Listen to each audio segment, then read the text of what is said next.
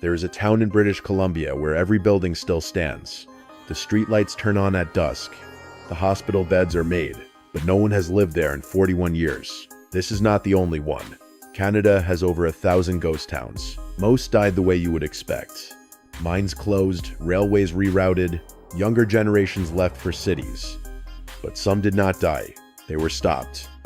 The 5 towns on this list share something beyond abandonment. Each one carries a geographic wrongness, an environmental factor, a location choice, or a landscape decision that turned a functioning community into something that feels like a mistake. If you enjoy investigative content that goes beyond the surface, consider subscribing. Most people never hear these stories. These are not romantic ruins. They are warnings written into the land itself. We are counting down from 5 to 1, ranked by how deeply the geography itself became the problem. Number 5. Ocean Falls, British Columbia. The town sits on a fjord, surrounded by vertical rock. No roads connect it to the rest of the province. You arrive by boat or float plane, and only if the weather allows. Between 1912 and 1973, this was home to 5,000 people who worked at one of the world's largest pulp mills. The company built everything: houses, schools, a hospital, a bowling alley. But Ocean Falls holds a record no one wanted. It is one of the wettest places in North America. Over 6,000 millimeters of rain falls here every year. For context, London gets 600. The mill closed in 1980.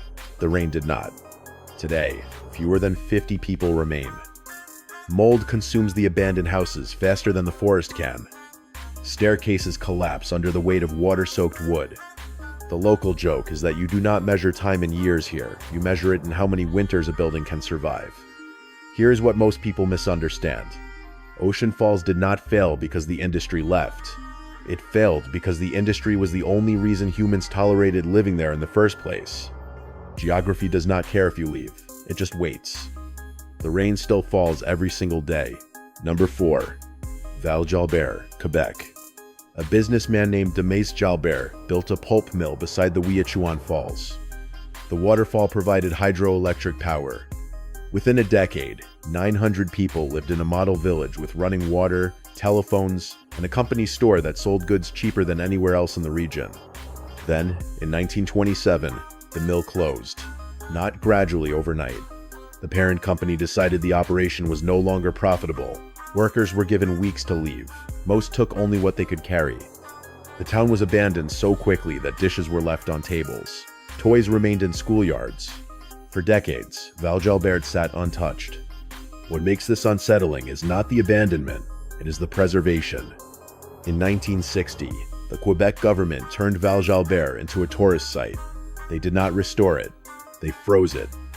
You can walk through homes where calendars still show 1927. The school chalkboard has lessons written in a dead teacher's handwriting. This is not a museum. It is a town held in place by money and policy, prevented from either decaying naturally or being reclaimed. The geographic problem here is not isolation, it is proximity. Val-Jalbert is only 200 kilometers from Quebec City, close enough that thousands of tourists visit every summer to take photos inside a place where real people lost everything.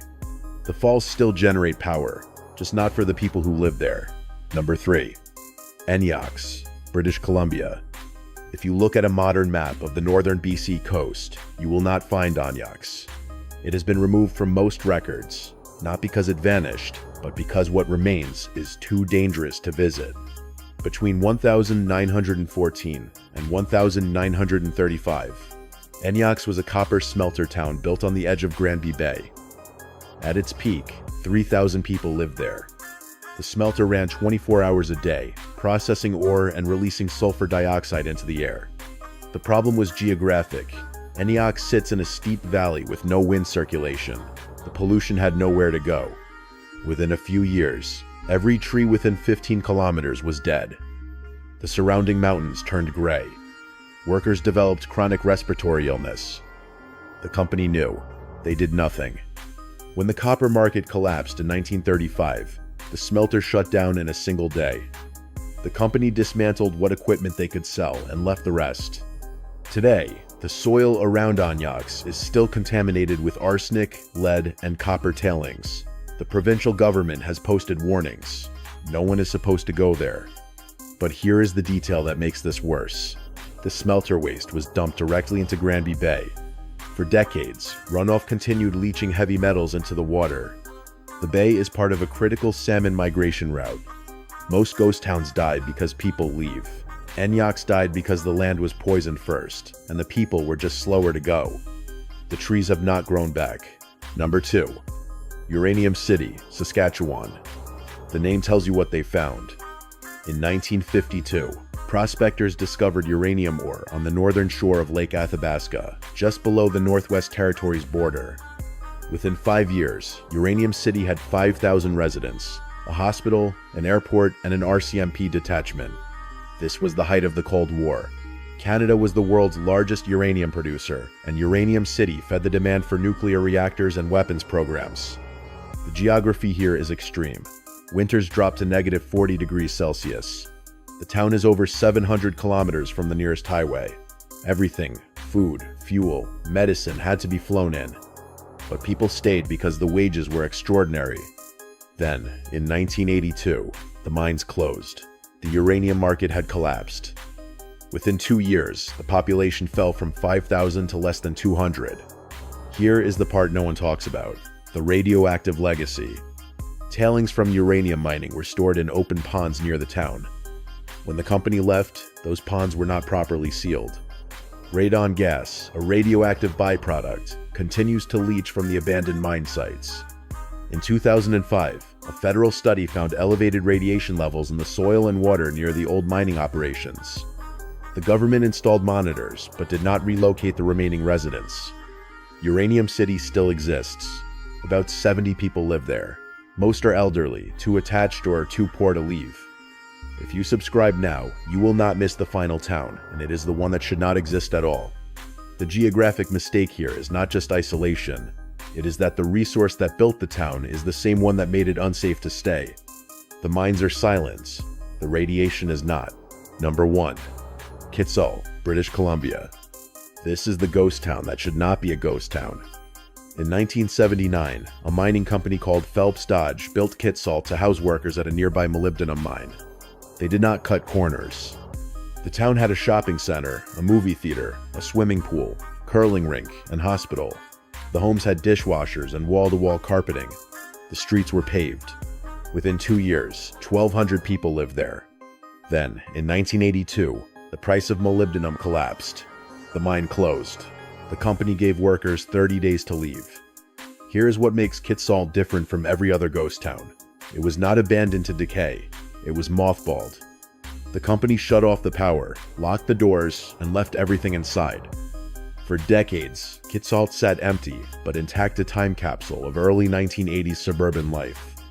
In 2004, an American businessman named Krishnan Suthantharan bought the entire town for $5 million. He has owned it ever since.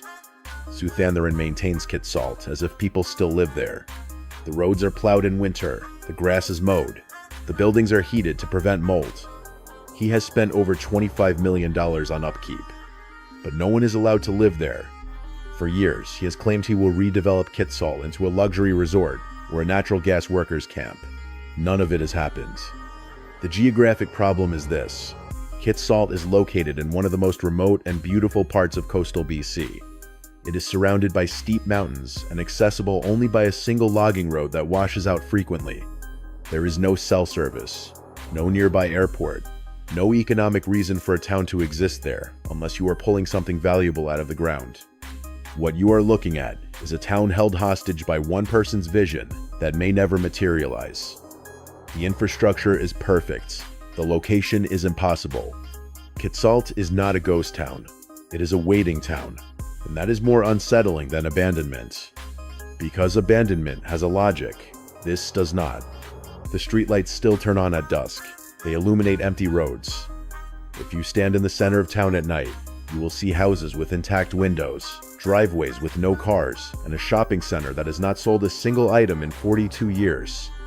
There is no sound, no wind, just the hum of a generator keeping a town alive that has no population.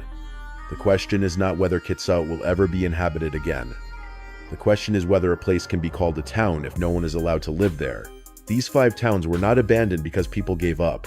They were abandoned because the geography made them unsustainable from the beginning. Rainforests that never stop raining, valleys that trap poison, shorelines so remote that a single economic shift erases 1,000 lives. We build towns where resources are, not where humans should be. And when the resource runs out, the land reclaims what it never wanted to give in the first place. If you found this unsettling, subscribe. There are more stories like this that never make the news. The next time you pass through a small town, ask yourself, what is keeping this place alive? And what happens when that one thing stops? Some of these towns are still on maps. Some have been erased. All of them are warnings.